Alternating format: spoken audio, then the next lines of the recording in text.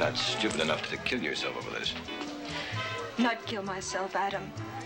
Just get good and sick so I'll wake up in a hospital. And when they ask me why I did it, I'll tell them how Adam Langtry treats his women. What do you want? You're hurting me. Another diamond bracelet? No. Cash, then? All right, how much? Nothing. Or everything, whatever you want to call it. Can't you understand, Adam? I love you. I'm not interested in your emotional problems. Well, the newspapers will be.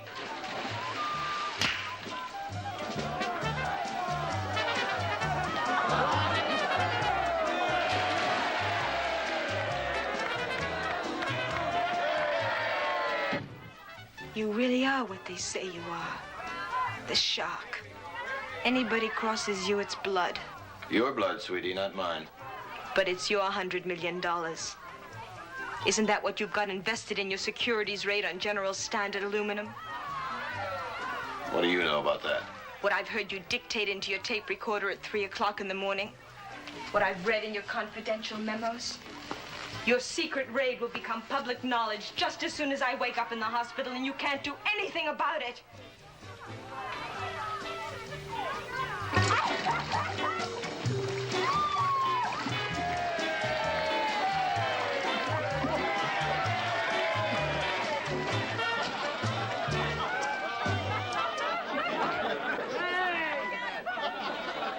Good night, folks. Mr. Langtry hopes you had a good time. He says good night to you all.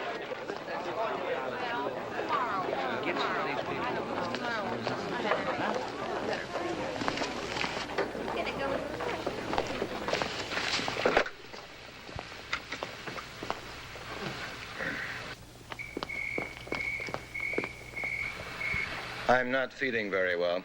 I don't want to come up all the way to the house. No, I don't need any medication. I'll sleep in the cabana tonight. Just make sure I'm not disturbed.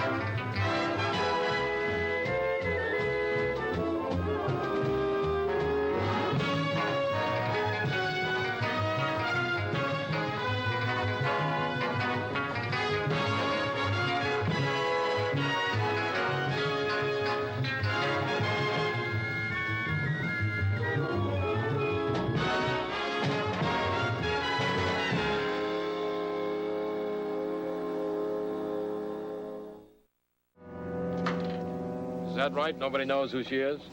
Well, we know she was a guest at the party. I remember seeing her last night. We don't know her name.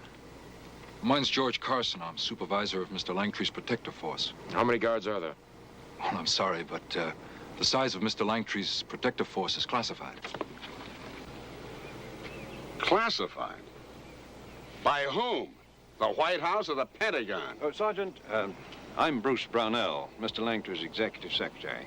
I'm the one who called the police. The one who found the body? Oh, no. No, Mr. Loomis did when he came to clean the pool this morning at 9 o'clock. That's right, officer. Pyramid Pool Service. Mr. Loomis notified the guards, who notified me. Where's Mr. Langtry while all of this is going on? Well, Mr. Langtry goes to his office every morning at 7 o'clock. He didn't even know that there was a drowned girl in the pool until I told him on the phone. How long should it take him to get over here?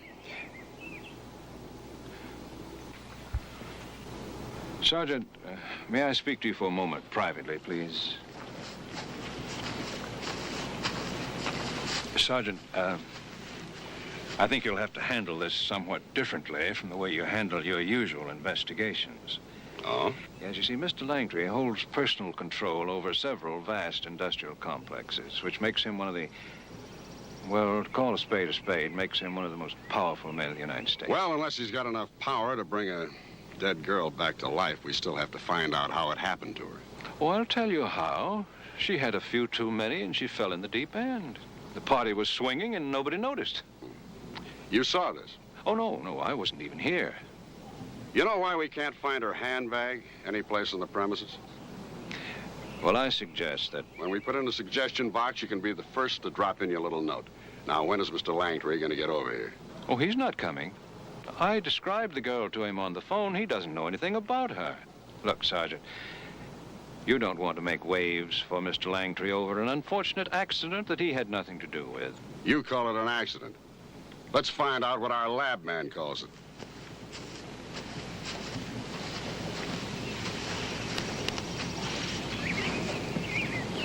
What about her fingernails, Ray? Fingernails are broken. Possible indication of a struggle. We'll see what we can get from the scrapings. Did you take a look at her throat? Heavily marked. Possible indication of manual strangulation. Well, if you insist on seeing Mr. Langtry personally, I'll try to arrange it for you. By appointment, of course. Appointment? Never mind, we'll arrange it ourselves. Right now.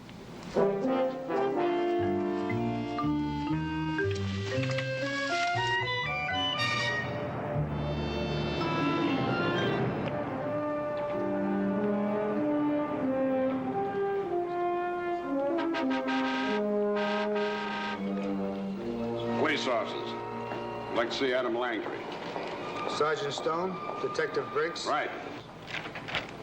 Says here if you got a warrant to send you to the legal department. Otherwise, forget it.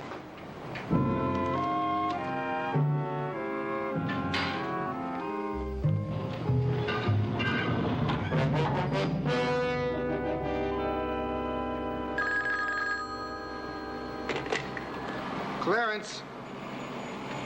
For you, Sarge. Captain Bly. Captain Nye. Yeah, Captain. On the Langtry estate case. We just got a phone call from a Miss Nina Barnes in Mexico City. She heard the item on the radio. She's flying up here. What for? What for? Well, for openers, she says she's the victim's sister. Betty Barnes. She was a model, huh? She was the same kind of model I used to be. Big on dreams and agents' promises, but small on work. And how could she afford an expensive pad like this? Same way I can afford my villa in Cuernavaca and other things. Adam Langtry. Your sister was Langtry's girlfriend? She took up with him about 6 months ago, which was almost a year after he dropped me, and I went to Mexico. Did you see her during this time? No, but she told me about it on the phone. We used to talk once or twice a week. I tried to tell her what would happen. 6 glorious months. And then take your diamonds and get lost. But she said it wouldn't happen to her, that she really loved him. As if I didn't. But I was advised it would be unhealthy to annoy Mr. Langtry after he didn't want me anymore. Miss Barnes will be needing to see you again. Where are you staying? Right here. Keep your door locked. He's not going to frighten me away this time, not after he killed my sister. I'm staying, Sergeant, until you do what you're supposed to do to him, and I get to testify at his trial.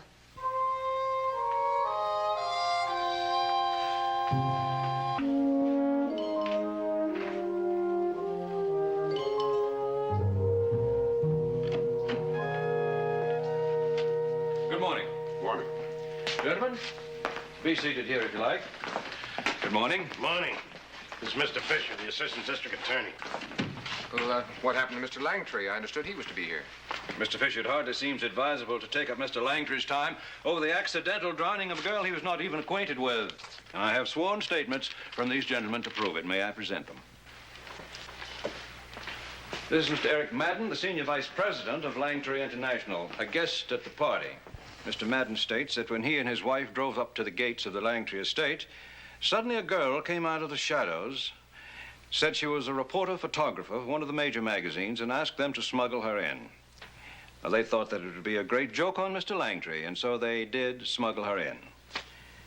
Is this your sworn statement, Mr. Madden? Yes, sir. I show you here a picture of Betty Barnes. Was that the girl? Yes, sir, it was. Now, this is Mr. Henry Hammond, the director of Langtry National. Mr. Hammond will tell us why the lady's handbag was never found. Mr. Hammond states that his wife made the simple mistake of taking home the wrong handbag. Is this the handbag, Mr. Hammond? Yes, it is. I have here the autopsy report on Betty Barnes issued just last night. The medical examiner's office finds water in the victim's lung. The victim died from drowning. But not necessarily accidental drowning. There were marks on her throat. Probably caused by the rope which was found wrapped around the victim's throat. What rope?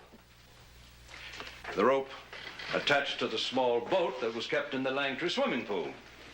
Apparently, the girl grasped for the boat when she was drowning, and somehow the rope became tangled around her throat. We didn't see any rope. Mr. Loomis did when he found the body in the pool. Yes, sir. And why these officers didn't see it is that, well, I took the rope off. Well, I had to, because that's how I got her out of the water. This is a snow job. They're all on Langtry's payroll. Excuse me. Captain, can I see you a minute? Come on in, Ray. Mr. Fisher, this is our lab chief, Ray Gannon. Tell him what you found under the victim's fingernails. Human skin. Definitely not the skin of the victim. Mr. Gannon, aren't you saying that the next step would be to compare those scrapings with skin samples taken from any suspect? I would say that, except I just checked my specimen envelope. It's empty.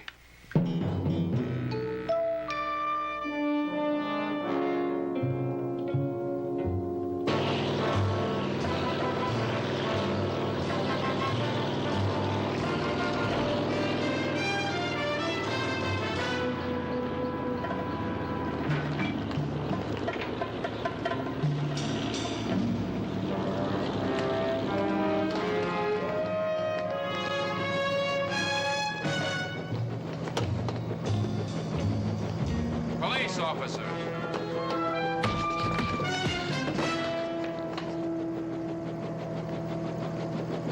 I'd like to talk to you, Mr. Langtry, and I'm not moving out of the way until we do. I'll give you 2 minutes of my time. Just you, inside the helicopter. Get him out of my way.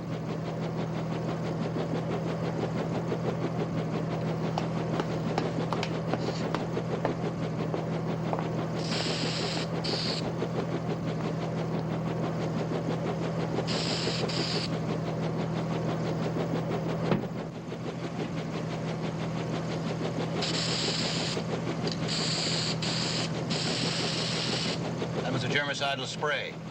And this is an isometric facial exercise. And you're wasting your 2 minutes. Okay, what happened to the diamonds you gave Betty Barnes? You were told by Mr. Brownell that I don't know the girl. We were told by another person that you were Betty's boyfriend. Really? Who? Regardless who, what about it? Either this person was lying, or you are, or Betty Barnes, is it, was putting it on. Any number of girls claim acquaintance with me. It gets them jobs. I'd like to see your hands. Betty Barnes scratched someone. If it wasn't you, show me.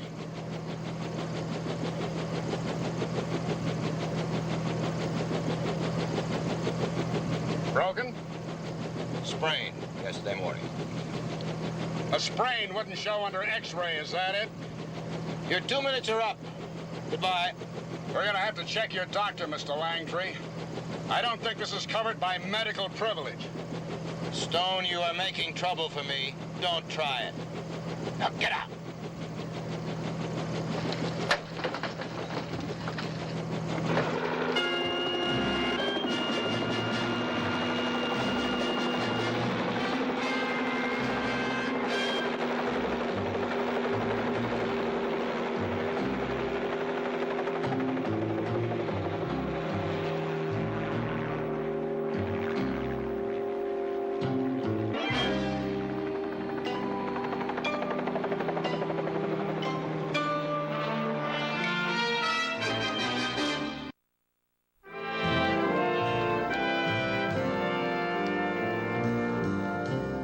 Effective immediately, you're transferred to the Southeast Division. For what? Inexcusable discourtesy to Mr. Adam Langtree at the Langtree Center heliport. I'm quoting the Deputy Commissioner. The Southeast Division? Siberia. I'll let him put on thermal underwear. What can I do? If I suspend him for a departmental hearing, he'll lose. I'm making it light.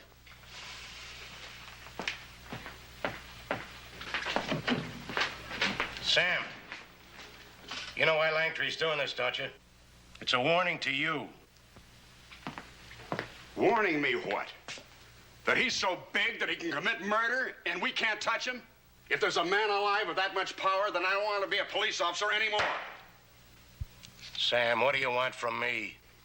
I want a free hand in this case, Frank. Either that or pick up my badge. Get out of here. I wouldn't touch your badge.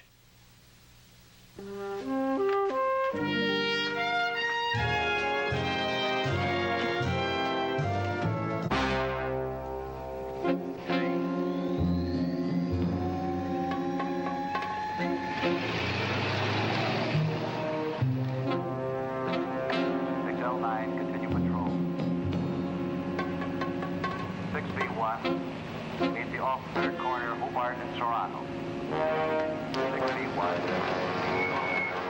Hobart and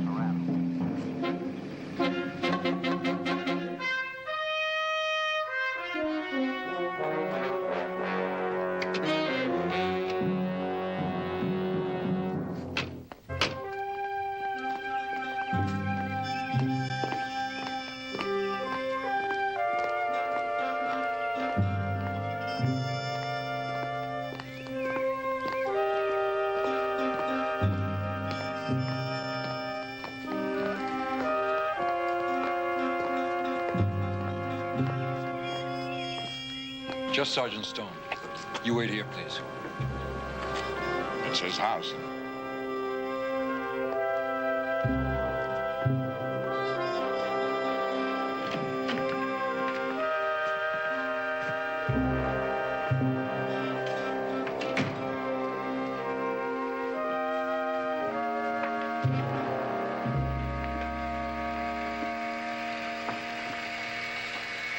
Germicidal lamps. And you're still wasting your time, Sergeant. What's on your mind? Mr. Langtree, you knew Betty Barnes. You knew everything about her. Now, if you didn't kill her, why don't you open up and tell us what you can? Otherwise, I'm going to work on the assumption that you did kill her. Should that impress me? It should. There's no statute of limitations on murder. Let me try to impress you. Contract for your services as chief of my protective force. Perfectly legitimate offer. You strike me as a more talented policeman than any of my guards. You'll notice that the salary has been left blank. Fill it in. Whatever sum you feel you're worth. Worth to who? To yourself. I stopped counting money a long time ago. Yeah? Well, I never learned how.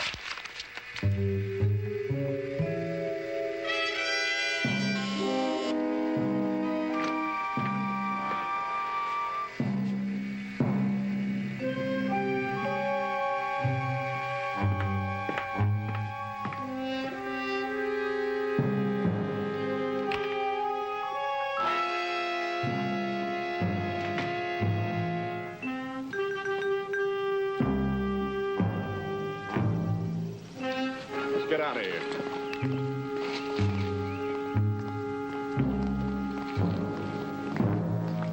Hey, you notice anything funny?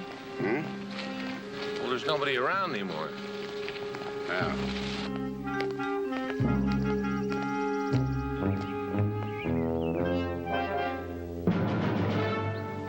Where's the car? Sam, what's going on here?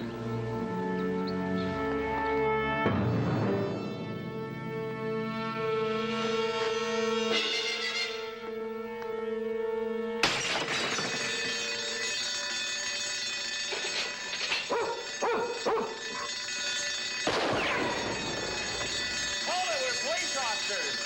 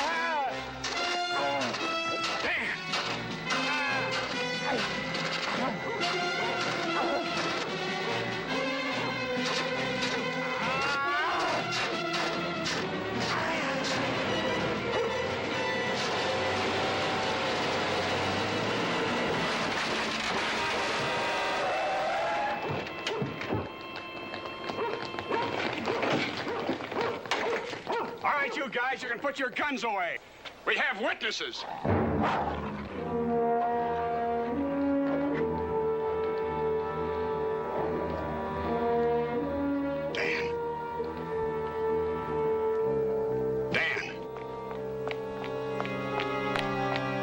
How is he? Alive. Well, I've sent for an ambulance. You understand this was an accident? Yeah. Just like the murder of Betty Barnes was an accident. Sergeant, you must realize that Adam Langtry is a public figure. He must have his house protected from dangerous intruders. You see, what happened was this. Someone set off the burglar alarm. The kennel doors opened automatically with the alarm. The guards took their cue from the dogs. So it was all just a terrible mistake. Mistake is right. Your boss just gave me a second chance. I may not get him for what he did to that girl, but watch me now. I'm gonna nail him for this.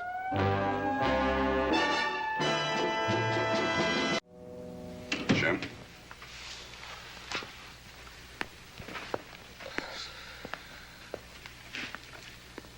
How is he? I say Dad'll get over it, but I won't. Neither will Langtry. We'll nail him. You sure? A man with so much money, with so much power, he can drown a girl in his swimming pool, and then buy witnesses to swear it was an accident? In that case, we couldn't even prove that Langtry knew Betty Barnes. In this case, it doesn't matter how many industries he controls or how many people he can reach. We've got two witnesses he can't reach. I'm one, and your father's the other.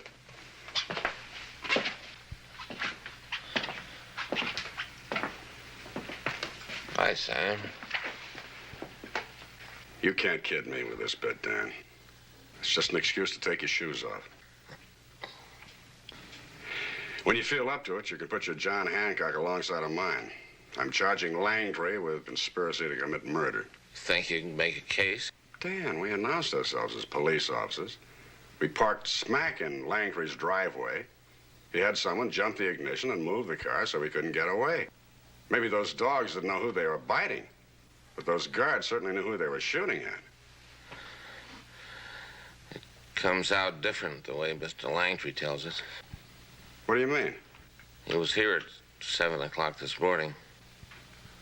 What did he want? Well, he wanted to tell me how sorry he was about what happened. He was going to pay all my medical bills. He even picked up my telephone and woke up the police commissioner. Had Jim transferred back from Siberia. Surprise, son. You're back on assignment with Sam. Hey, Dan. Are you telling me that Langtry reached you? Take it easy, Sam. I'm not talking about money. I mean, he reached your father with a pat on the head. Oh, Sam. Sam, I'm trying to be realistic. We don't know he killed the girl. We don't even know he tried to pull the same thing on us. All we know is what happens when you beat your head against a wall and wind up in the hospital.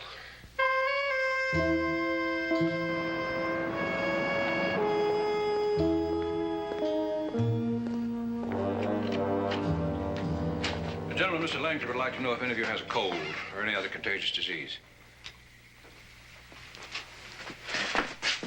Mr. Langtry, this is Assistant District Attorney Fisher. I sprained my wrist. I tell you this only because Sergeant Stone may have convinced you that I'm hiding scratches sustained in the course of murdering a girl I never even met. Cartwright, Skeffington, Cunningham. These are some of my neighbors who reported to police that there were prowlers on their property. 7 incidents of prowlers have been reported in my area in the last 3 weeks. Check your records, Captain.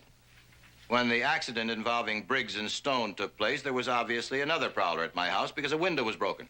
That started the burglar alarm. My guards tell me they saw 2 men running. They fired warning shots. They had no way of knowing these men were police officers. The officer's car was gone. On that point, Mr. Langtry, who drove the officer's car away? Nobody drove it away. The car was parked on a slight hill.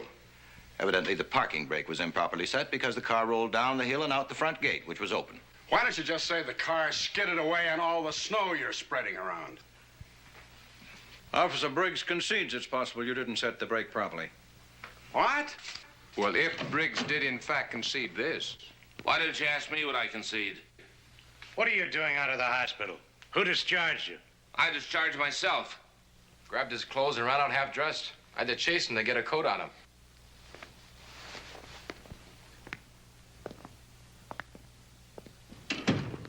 You made a mistake, Mr. Langtry. Of course, I know it's not for me to criticize a shark of industry, but you made a mistake when you tried to bribe me. How did Mr. Langtry allegedly try to bribe you? By sending some sharpie around to my room later to wave money under my nose. No. That money was supposed to be a small settlement of any claim for damages you might decide to make. What do you call small? $25,000? $25,000 means nothing to Mr. Langtry. It means something to me. It means he wanted to buy me, and he can't. Sam Stone could no more be careless with a car than he is with a gun. He left that car in gear and the brake set. How could it roll out the gate when the reason we ran to the back of the property was because we knew the gate was closed?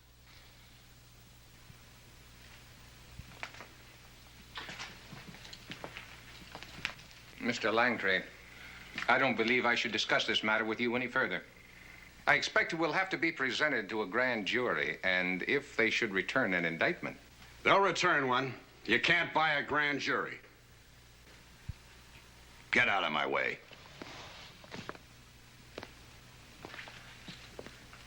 I've had enough out of you, Stone. There are bankers, board chairmen, senators who don't dare cross me. Who do you think you are to make this trouble? Are you really that big a fool? Let's go, Jim. Don't you dare turn your back on me. Mr. Langtry, you've got a full day schedule. Please.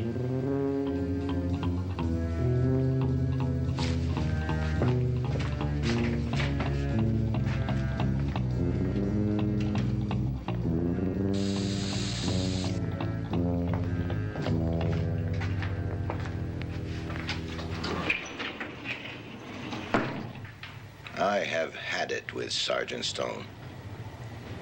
Let's talk about making sure he never bothers me again. Mr. Langtry, there are plenty of legal steps that we can take before we try anything drastic. Just tell me if we can do something drastic without any danger of its being traced back to me.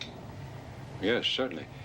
Langtry International could fly a man over from Europe who couldn't be identified by the police in this country. Arrange it.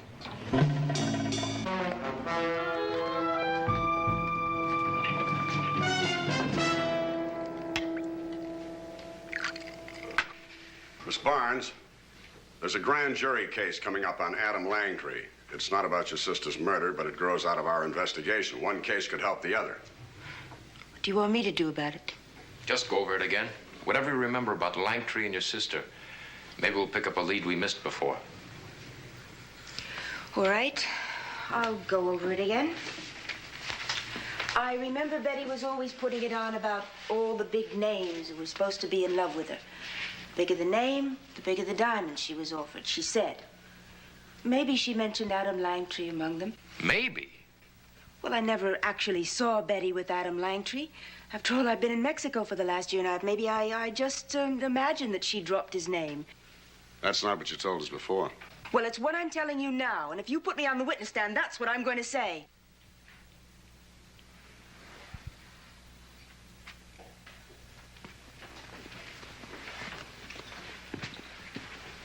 How did he do it, Miss Barnes? Do what? Reach you. You were the one person that Langtry couldn't buy or scare off because he murdered your sister that you were so close to. How did he reach you, Miss Barnes? Sam?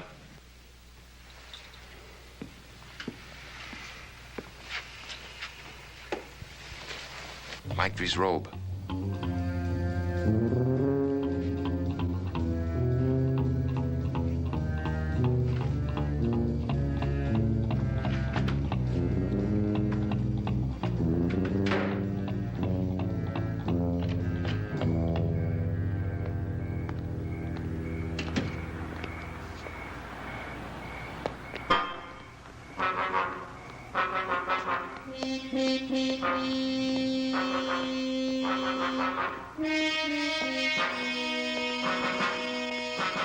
Duck, Sam!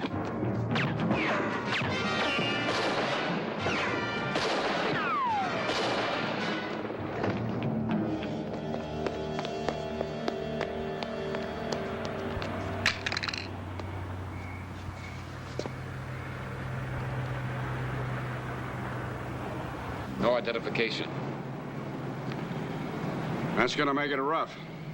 Dead man can't tell us who he was. Sam, does anyone have to tell you who sent him?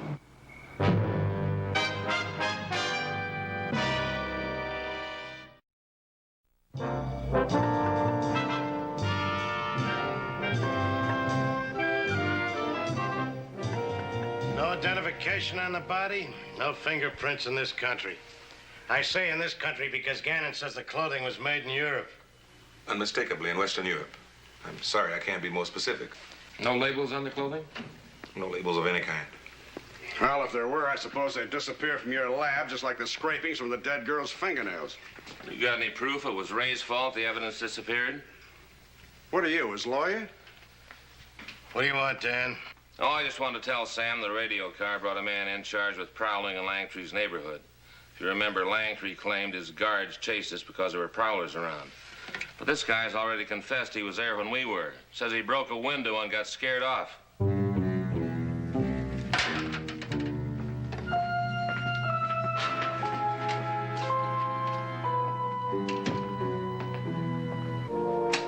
It's beautiful. Poor slob will plead guilty to a misdemeanor, serve less than a year, and Langtry will pay him more than he earned in the best 10 years of his life. There goes our attempted murder charge. Yeah, I'm the one who said he couldn't get away with it. Sam, you realize that's not all he can get away with. I mean, if Langtry can smuggle in one hood from Europe, he can smuggle in a dozen more. You can't be lucky all the time. So, what am I supposed to do, move to Europe? I think we should see Dr. Kane. Hmm? Sidney Kane, the deputy medical examiner. The one who did the autopsy on Betty Barnes. I figure if Langtry can reach everywhere, I mean even reach Ray Gannon's lab, maybe he reached the autopsy table.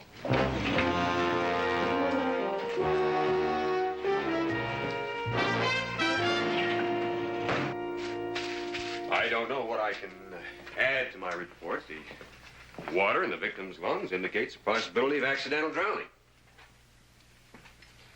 Doctor, was any pressure put on you to make those findings? We know how Langtry operates. Just before the autopsy, a man named Brownell came to see me.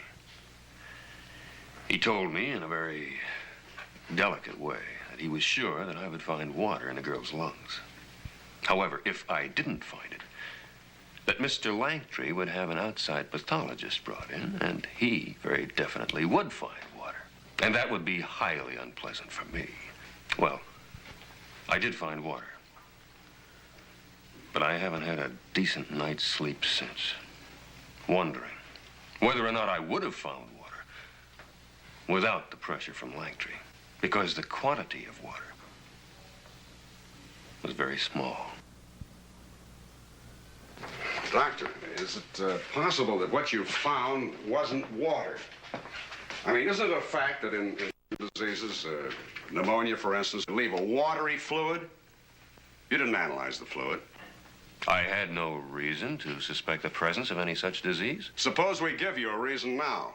What can I do about it now? Get an order to exhume the body. Yes, Mr. Brownell? Dr. Kane, do you mind telling me if the second autopsy disclosed anything new? Well, I found some indication that the girl may have been suffering from a highly infectious disease.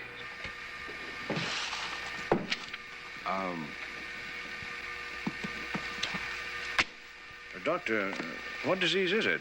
Well, I can't tell you yet. We have to wait for the laboratory cultures. Doctor, I must insist you tell me what you suspect. Well, why are you so anxious to know? Well, because the girl was at Mr. Langtry's party mingling with the guests. Mr. Langtry will be concerned for them. If she had a contagious disease, they must be immunized. Oh, well, it's not that kind of a disease, Mr. Brownell. It's the kind that can only be transmitted through the bloodstream. You know, the way infectious hepatitis is transmitted? It takes an open cut, so you have absolutely nothing to worry about. Goodbye, Mr. Brownell.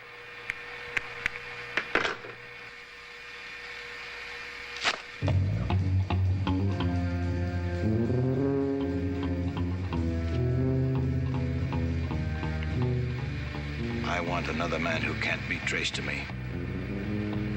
No, make it 2 other men. And not from Europe this time. I want them here tonight.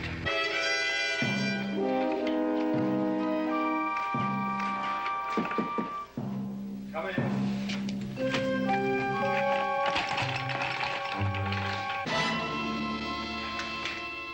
Dr. Kane? We want the name of that disease, Doctor. You know, the one that Betty Barnes had? Look, we got a job to do. It's gonna be done one way or the other. This is the easy way. $100 bills. You want more? Say more and you'll get more. That's your easy way. How hard are you authorized to get?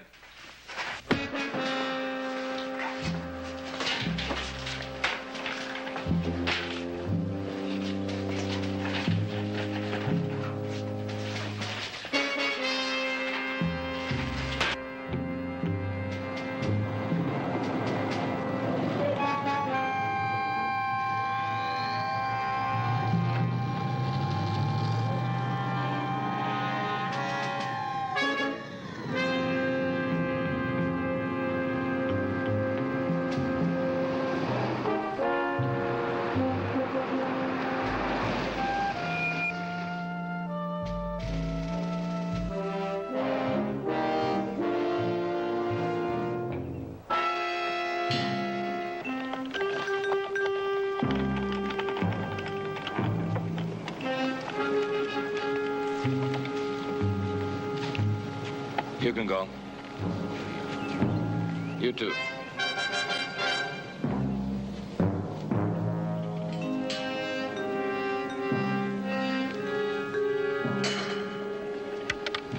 The doc wouldn't talk, so we had to tap him. He's okay, though. Wake him up.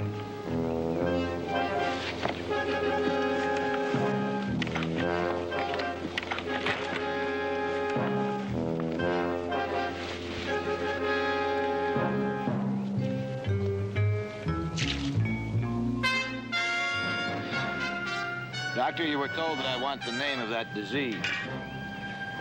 Really, Doctor? How much persuasion do you require? Mr. Langtree, you're under arrest. The charge is kidnapping. And this is just for openers. I mean, why would you be interested in what disease Betty Barnes had? Unless you were the one she scratched while she was being murdered. This little charade. Stone's invention? That's right. Sergeant Stone had it figured with all of your money. The only way to get a rise out of you would be your health. Let's go, now.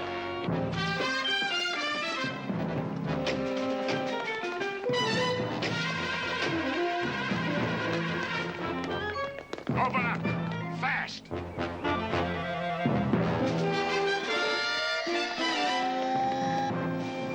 Briggs, I hope you understand that you're the key witness against me. You realize how rich that could make you? Let's talk about it. Yeah, Mr. Langtree, we can talk about it. But I'm still gonna be a witness.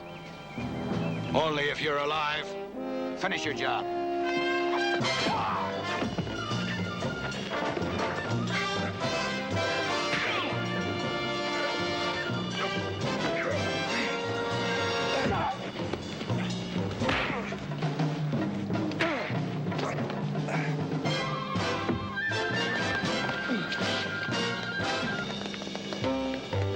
Put your hands in the air. You too, Carson. Where are they? Around back.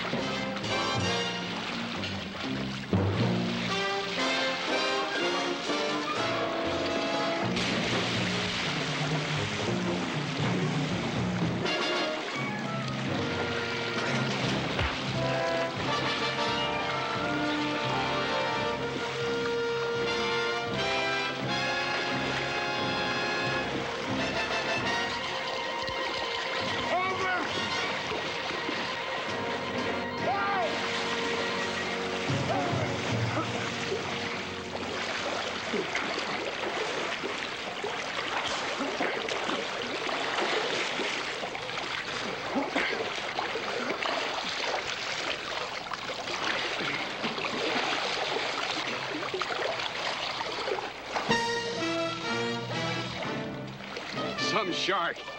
He can't even swim.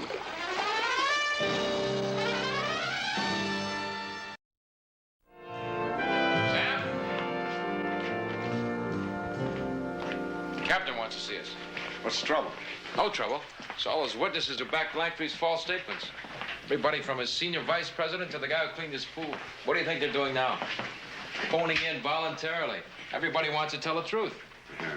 They're all good citizens now when it doesn't pay to be anything else anymore, huh? Well, that's better late than never. Besides, they'll wrap up the case on Langtry. Yeah. I'll be there in a few minutes. I got work to do.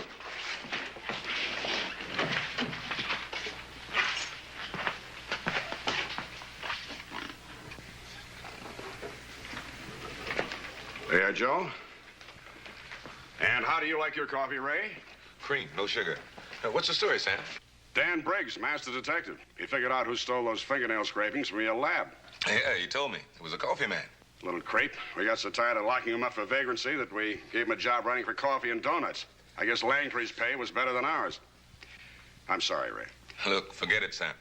Dan won't let me forget it. He says I'm such a rotten detective I should stay on the coffee run until we get somebody else. Well, you're not very good at this. What do you mean? Well, there's no napkins.